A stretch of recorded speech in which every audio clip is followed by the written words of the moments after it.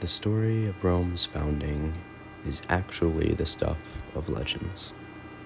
Supposedly, Romulus and Remus founded it in 753 BCE in order to restore their family to former glory. We know that historically, Rome was probably founded to keep the Latins safe from the Etruscans. Keep this in mind, as the Latins would be a friend of Rome for nearly their entire existence. And so, we begin our brief summary of Roman history, from 753 BCE to the collapse of the Western Empire in 476 CE. This map of Italy, around the founding of Rome, shows how many tribal adversaries Rome had. And so, they duked it out, and Rome won over many of their tribal adversaries, the biggest being the Etruscans, in 280 BCE.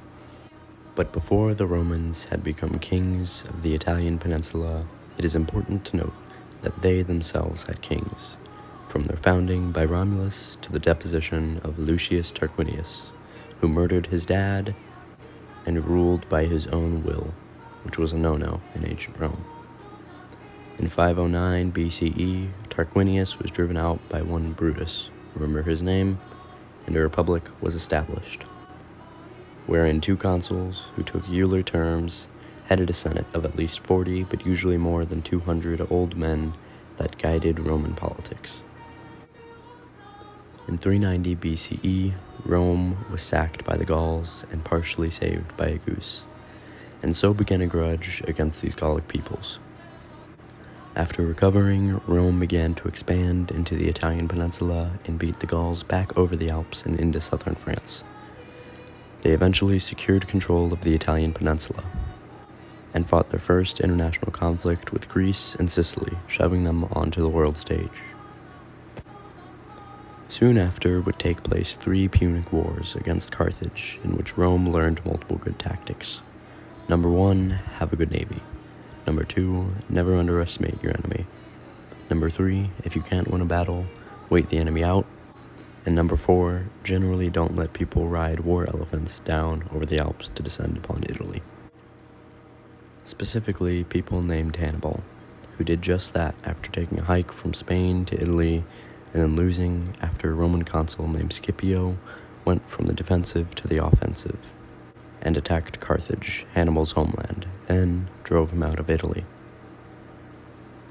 Soon after, the Romans would decide that they were tired of dealing with Carthaginians who would not accept defeat. And so they absolutely demolished Carthage and made them pay tribute with what little land they could farm amidst all the rubble of their city burnt. These 3 Punic Wars were very important to Rome's role in the Mediterranean.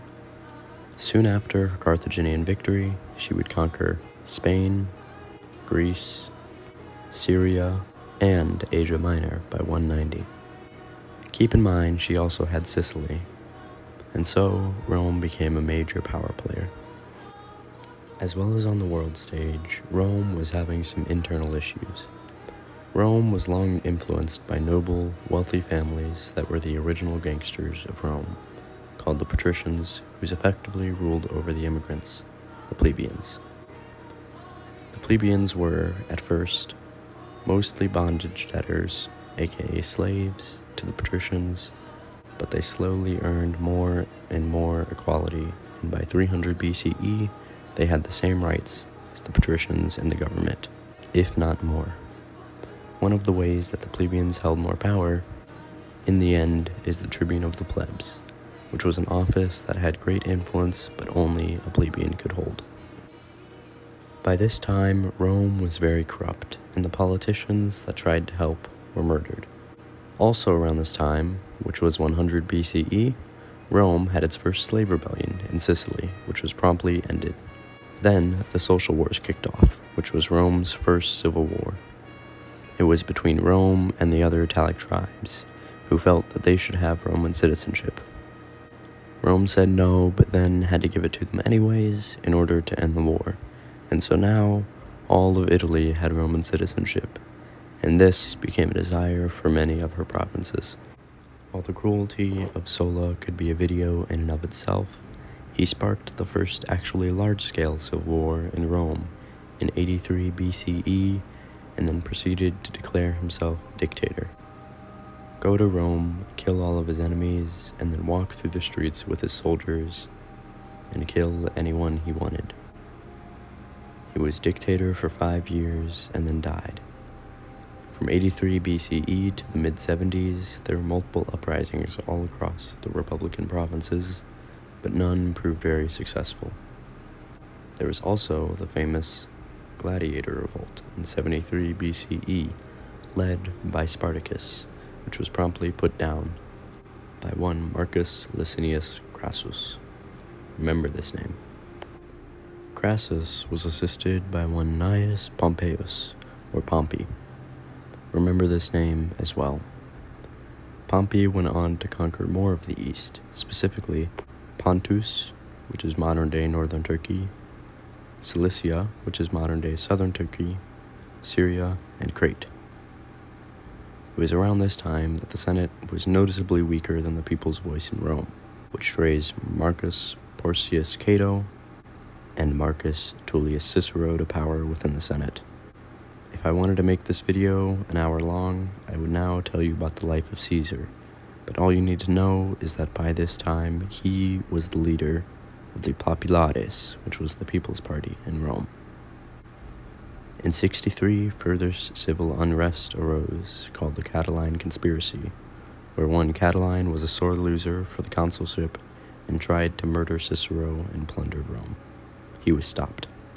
And so Pompey returned to Rome in 61, and he was sad, because Rome sucked, and that's not good. So he got together with the boys, which were Caesar and Crassus, and decided to do what they knew was right for the Roman Senate, with the power of friendship. Just kidding, they did it all for political gain. One of the things that these three men did was give land to the soldiers of Pompey, which was a very important thing for public approval. They also gave Caesar a big army and told him to go away to Gaul for a few years. In 58, Caesar went to Gaul. Within 7 years, he became a New York Times best-selling author with Commentare de Bello Gallico. I guess it's also important to note that he conquered Gaul. Did you know that all of Gaul is divided into 3 parts? Anyways, Caesar stayed in Gaul after determining that Pompey would settle Spain and Crassus Syria. Then Crassus died. I guess it was only a do-away right now. And so Rome continued as an empire. Here began problems that would later lead to huge instability, including Christianity and the creation of the Praetorian Guard, or 6,000 soldiers that acted as the emperor's private army. Claudius conquered Britain in 51 CE, and Trajan conquered Dacia, which is northeast of Greece, in 106 CE. In 64, there was a huge fire in Rome that Emperor Nero blamed on the Christians.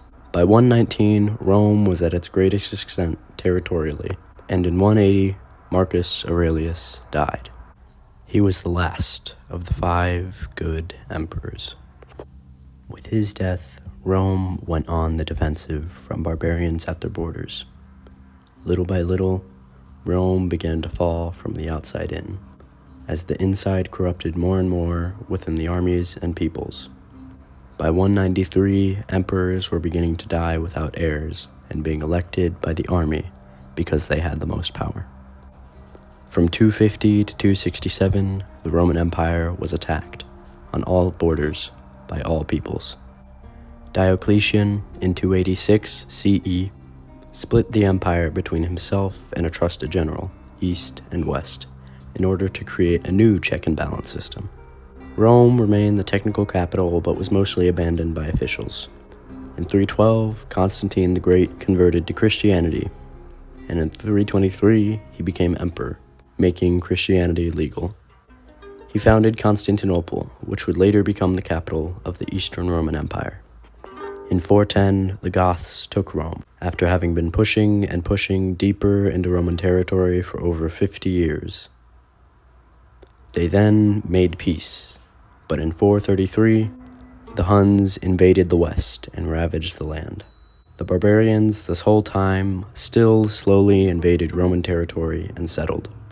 German armies pushed into Italy, and in 476, the last Western Roman Empire Romulus Augustus laid down his title. The Western Roman Empire had been slain. A new empire, the Holy Roman Empire, rose in its place.